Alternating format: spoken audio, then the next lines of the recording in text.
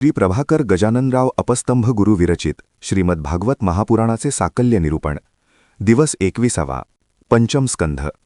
राजा प्रियव्रताच्या पराक्रमाने सप्तद्वीप सप्तसमुद्र निर्माण झाले। या 7 द्वीपात जे आतील द्वीप आहे ते जंबूद्वीप आहे। याचा भूविस्तार 1,00,000 योजने आहे आणि हे गोलाकार आहे। हे कमल पुष्पाप्रमाणे आहे, अर्थात त्याचा आकार गोल वर्तुळाकार नसून लंबरूप आहे। हे आपण राहतो त्या पृथ्वीचे जणू वर्णन आहे।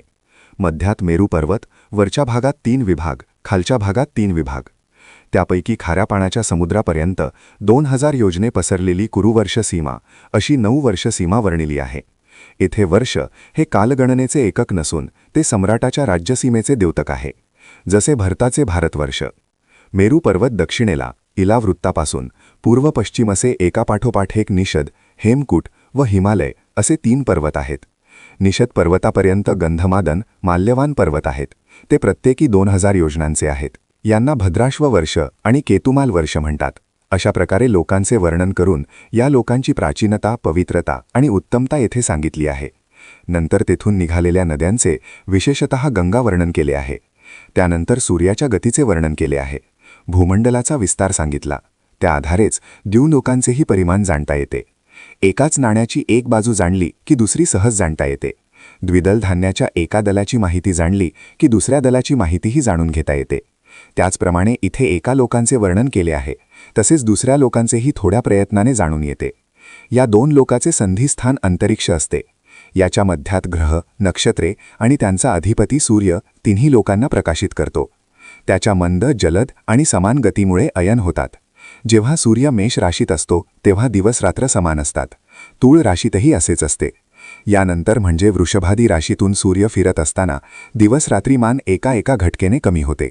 वृश्चिकादी 5 राशीतून जाताना एक घटका वाढत जाते। दक्षिणायन सुरू होईपर्यंत दिवस मोठा व उत्तरायण येई तो दिवस लहान होत जातो। अशा रीतीने सूर्याचा प्रदक्षिणा मार्ग 9,51,00,000 योजने वर्णिले आहे। मेरू पर्वताच्या पूर्वेला इंद्राची देवधानी, दक्षिणेस यमाची संयमनी, पश्चिमेस वरुणाची निमलोचनी आणि उत्तरेस चंद्राची विभावरी नावाची नगरी आहे। या नगरीमध्ये वेळोवेळी सूर्योदय, माध्यान्ह, सायंकाळ आणि रात्र होते। त्यानुसार सर्व जीवांचे व्यवहार चालतात। याचप्रमाणे सूर्य नक्षत्रांचे सुद्धा मार्ग क्रांत करतो। यासच ज्योतिषचक्र म्हणतात। प्रत्येक ग्रहाचे स्थिती व गतीचेही वर्णन करण्यात आले आहे।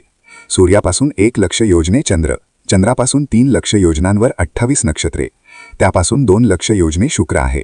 हा सूर्याच्या शीघ्र, मंद, समान गतीप्रमाणे कधी मागे पुढे सोबत राहतो।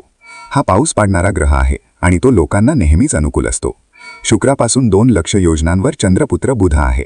हा जेव्हा सूर्याच्या पुढे जातो तेव्हा वादळ वारे, प्रचंड पाऊस आणि दुष्काळाची भीती उत्पन्न करतो। मंगळ अजून पुढे 2,00,000 योजने आहे। हा साधारणतः अमंगलच असतो। याच्या पुढे 2,00,000 योजने बृहस्पती आहेत, जो ब्राह्मण वर्णाचा अनुकूल आहे। 2,00,000 योजने त्याच्या पुढे शनी आहे, तो साधारण सर्वांनाच पीडाकार आहे। याच्यावर ध्रुवलोक आहे। ग्रह, नक्षत्रादी ज्योतिर्गण जे सतत फिरतात त्यांना आधार म्हणून हा ध्रुवलोक आहे। या सर्व रचनेची तुलना शिशुमार नावाच्या जलचर प्राण्यांसारखे दिसते, म्हणून त्याला शिशुमार चक्र अशी संज्ञा आहे। यानंतर राहूची गती, स्थिती आणि सप्तपाताल लोकांचे वर्णन आले आहे। अतल, वितल, सुतल, तलातल, महातल, रसातल, पाताळ अशी रचना आहे। सुतलात बळीराजा, तलातलात मय, महातलात तक्षक वगैरे सहस्रफणा नाग, रसातळ आणि पाताळात ही नागवस्ती आहे।